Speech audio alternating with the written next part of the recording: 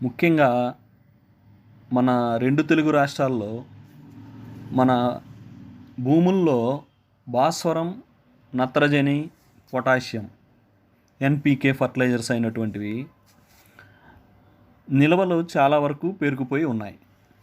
ఈ భాస్వరంను కరిగించి జీవన ఎరువుల ప్రాముఖ్యత, ఆ జీవన ఎరువులు వాడే విధానం, ఈ జీవన ఎరువుల ద్వారాగా భూమిలో వేస్ట్గా ఉన్నటువంటి భాస్వరాన్ని కావచ్చు, నత్రజని కావచ్చు, పొటాషియం కావచ్చు, వీటిని కరిగించి మొక్కలకు మళ్ళా ఉపయోగపడే విధంగా మలుచుకోవచ్చు.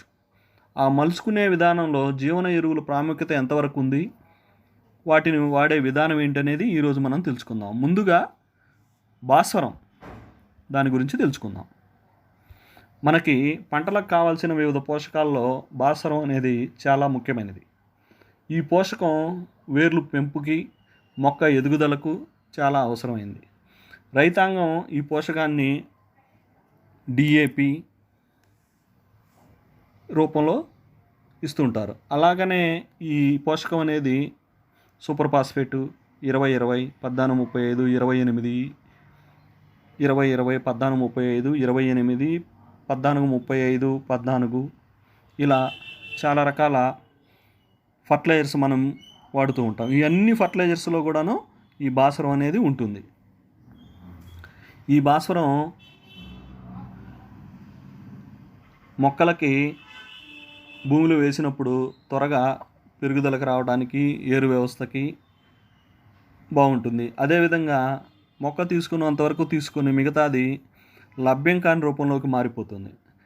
ఈ కారణం చేత పలు దశాబ్దాలుగా రైతాంగం విచక్షణారహితంగా వాడుతున్న భాసపు ఎరువుల వినియోగం మన నేలల్లో చాలా గణనీయంగా పెరిగిపోయాయి. ఈ పెరిగిపోయిన భాస్వరం నిల్వల్ని కరిగించడానికి మనము ఏం చేయాలి? దీనికి భాస్వరం ఎరువులను కరిగించడానికి పిఎస్బి, ఫాస్ఫరస్ సాల్యుబుల్ బ్యాక్టీరియా అనే ఒక జీవన ఎరువు ఉంది. ఈ భాస్వరపు జీవన ఎరువులను వివిధ పంటల్లో మనం వాడుకోవచ్చు. ఇది భూమిలో వేసే పద్ధతి, విత్తనానికి పట్టించే పద్ధతి, భూమిలో వేసే పద్ధతి ఎట్లా ఉంటుందంటే ముఖ్యంగా వరి, మొక్కజొన్న, మిర్చి, పత్తి, వేరుశనగ, పసుపు ఇతర పంటల్లో నేలల్లో భాస్వరాన్ని కరిగించాలంటే మనం జీవన ఎరువులైనటువంటి బ్యాక్టీరియాను వాడుకోవచ్చు. ఎకరానికి ఇది మినిమం మనం 2 కిలోల నుంచి 10 కిలోల వరకు వాడుకోవచ్చు. ఈ జీవన ఎరువుని మనము పశువుల ఎరువుతో కానీ, వానపాముల ఎరువుతో కానీ, లేదా ఇతర సేంద్రియ ఎరువులతో కానీ కలిపి పంట పొలాల్లో వేయాలి. ఎట్టి పరిస్థితుల్లోనూ పంట పొలంలో చేపట్టే మొదటి అంతరకృషి చేయడానికి ముందుగా జీవన ఎరువుల వాడకాన్ని వినియోగించాలి. అదే వరిలో అయితే నాటు వేసిన తర్వాత 3 నుంచి 7 రోజుల వ్యవధిలో సేంద్రియ ఎరువుతో కలిపి వెదజల్లుకోవచ్చు. అదే మిర్చిలో కానీ, పత్తిలో కానీ, పసుపులో కానీ, వేరుశనగలో కానీ ఇలాంటి వాటిల్లో అయితే మనం ముందుగా దుక్కిలోనే వేసేసుకోవాలి. ఎందుకంటే తర్వాత మనము భూమిలో వేరుపురుగుకు సంబంధించి కానీ, లేకపోతే గడ్డి మందులు కానీ, హెర్బిసైడ్స్ ఇవి వాడటం జరుగుతుంది కాబట్టి దీన్ని ముందుగానే వేసుకోవాలి. అదే దీన్ని విత్తనానికి పట్టించే పద్ధతి, 1 ఎకరానికి సరిపడే విత్తనానికి 200 గ్రాముల ఘనజీవం ఎరువు, 200 మిల్లీలీటర్ల ద్రవజీవన ఎరువుని సమమోతాదులో 10% బెల్లం కానీ, చక్కెర రూపంలో కానీ ద్రావణం కలిపి విత్తనం చుట్టూ సమానంగా పట్టించి 30 నుంచి 60 నిమిషాలు నీడలో ఆరబెట్టుకొని ఈ జీవన ఎరువులను పట్టించిన విత్తనాన్ని మనం భూమిలో వేసుకోవాలి. అదేవిధంగా ఈ భాస్వరాన్ని కరిగించే జీవన ఎరువుల వాడకంలో తీసుకోవాల్సిన జాగ్రత్తలు, మనం చేయవలసింది ఏంటంటే ఈ ఎరువులను నిర్ధారిత గడువు లోపల మాత్రమే ఉపయోగించాలి. అంటే పురుగు మందుల్లాగా వీటికి 4 సంవత్సరాలు, 3 సంవత్సరాలు, 5 సంవత్సరాలు అట్లా ఎక్స్పైరీ డేట్లు ఉండవన్నమాట. ఇంకొకటి, రసాయనిక మందులతో విత్తనానికి పట్టించేటప్పుడు విధిగా 24 నుంచి 48 గంటల వ్యవధి తప్పనిసరి వీటిని పట్టించాలి. ఆ గ్యాప్ మెయింటైన్ చేయాలి. సేంద్రియ ఎరువులతో కలిపి జీవన ఎరువులను వాడినప్పుడు వీటి సామర్థ్యం పెరుగుతుంది. జీవన ఎరువులు వాడుకునేటప్పుడు నేలలో తేమ ఉండేటట్లు చూసుకోవాలి.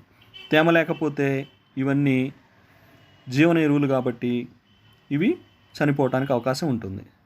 అదేవిధంగా రైజోబియం కల్చర్తో పాటు ఈ జీవన ఎరువును కలిపి వాడుకోవచ్చు. అయితే మనం చేయకూడని పనులు: జీవన ఎరువులు కలిగిన ప్యాకెట్ బాటిల్ని లేదా బాక్సుల్ని ఎండ తగిలే ప్రదేశాల్లో మనం నిల్వ చేయకూడదు. జీవన ఎరువుల్ని రసాయనిక లేదా పురుగు మందులతో కలిపి ఎట్టి పరిస్థితుల్లోనూ వాడకూడదు, భూమిలో వేయకూడదు, పైన స్ప్రే రూపంలో కూడాను ఇవ్వకూడదు.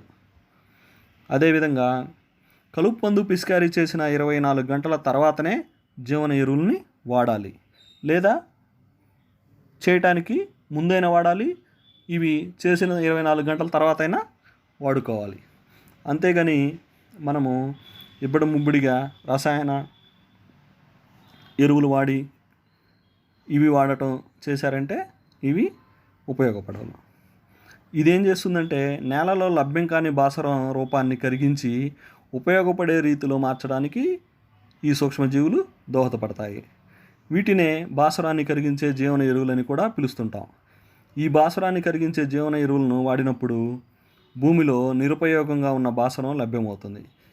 కాబట్టే మనం దీన్ని ముందుగానే పైపాటుగా సీజను స్టార్ట్ అయినప్పుడు మనం దుక్కులు దున్నుకునేటప్పుడు దుక్కిలో తేమ ఉన్నప్పుడు మాత్రమే వీటిని వాడుకుంటే మనకి ఉపయోగంగా ఉంటుంది. భాస్వరం జీవన ఎరువులను అన్ని పంటల్లో వాడుకోవచ్చు. ఈ జీవన ఎరువులను వాడినప్పుడు వాటి ఫలితాలను పొందడానికి భూమిలో అనువైన సేంద్రియ పదార్థం అవసరమవుతుంది. ఆ సేంద్రియ పదార్థం భూమిలో ఎలా ఉండాలంటే మనం వేప పిట్టు కావచ్చు, ఆముదం పిట్టు కావచ్చు, గానుగ పిట్టు కావచ్చు, వర్మీ కంపోస్ట్ కావచ్చు, బాగా కుళ్ళిన పశువుల ఎరువు కావచ్చు, ఏదైనా సరే మనం దాన్ని భూమిలో ఉండే విధంగా చూసుకుంటే మనకి తొందరగా లభ్యమయ్యే విధంగా ఉపయోగపడుతుంది. అట్లాగనే ఈ భాస్వరం అనేది భూమిలో లవణ రూపంలోకి పోయి నిలవ ఉంటుంది. మనము కావలసిన మోతాదులోనే దాన్ని ప్రతిసారి మొక్కకి అందించాలి. అంతేగాని నేను వర్షం 4 రోజుల్లో పడుతుందిలే అని చెప్పి ఇప్పుడే భాస్వరాన్ని అందించడం, లేదు ఇంకొక 10 రోజుల్లో పడుతుంది అప్పుడే అవసరమైతే తీసుకుంటుంది అని చెప్పి ముందుగానే మనం భూమిలో వేయటం, ఇట్లాంటి పద్ధతులు చేయకూడదు. మనం ఒకసారి ఇచ్చే 100 కిలోల భాస్వరాన్ని 3 విడతలుగా ఇవ్వాలి. అప్పుడు మొక్క ప్రతిసారి తీసుకుంటుంది, కింద పిల్లవేరు పీసువేరు వృద్ధి చెందుతాయి, మొక్క కూడా దృఢంగా బలంగా పెరుగుదల రావడానికి ఛాన్స్ ఉంటుంది. ఆ విధంగా చేసినప్పుడు మాత్రమే మనం పంటల్లో మంచి దిగుబడిని తీసుకొని సక్సెస్ అవుతాం. అలా కాకుండా మనం ఇబ్బడి ముబ్బడిగా వేసామంటే మనకు పెట్టుబడి పెరిగిపోతుంది, పంటలో దిగుబడులు రావు. అది కూడా భూమిలో ఈ భాస్వరం నిల్వలు అనేవి పేరుకుపోయి లవణ రూపంలో ఉండిపోయి మనకి ఎక్కువ శాతం గాలిని కానీ నీటిని కానీ వాతావరణం వెలుతురుని కానీ భూమిలోకి పోనీయకుండా చేసి మొక్క వేరు వ్యవస్థకి దెబ్బతినే విధంగా ఇదైపోయి మొక్క విల్ట్ రావడానికి కానీ రూట్ రాట్ రావడానికి కానీ లేదు గ్రోత్ ఆగిపోవడం కానీ దిగుబడి మీద దాని ప్రభావం ఎక్కువగా చూడటం కానీ జరుగుతుంది.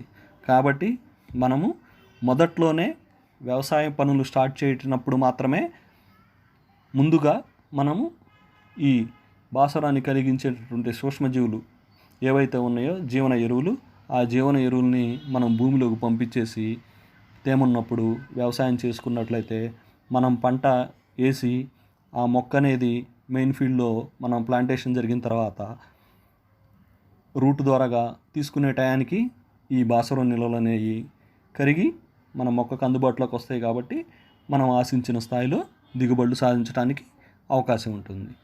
కాబట్టి ప్రతి రైతు కూడాను ఈ విధంగా మనం బ్యాక్టీరియాలని జీవన ఎరువుల్ని భూమిలోకి పంపించాల్సి ఉంటుంది. భూమిలో ఉన్నటువంటి భాస్వరం కావచ్చు, నైట్రోజన్ కావచ్చు, పొటాషియం కావచ్చు, ఈ మూడింటిని కూడా తిరిగి రీప్లేస్ చేసుకొని మొక్కకు అందే విధంగా మనం జీవన ఎరువులను భూమిలో వాడుకున్నట్టే మన పంట దిగుబడులు కావచ్చు, పంట ఆరోగ్యంగా ఉండటానికి ఆస్కారం ఉంటుంది, మనకు పెట్టుబడి తగ్గుతుంది, భూమి కూడాను బంగారంగా మారుతుంది. కనుక మనం ఈ పద్ధతిని కంపల్సరీగా అనుసరిద్దాం. నమస్తే అండి. ధన్యవాదాలు.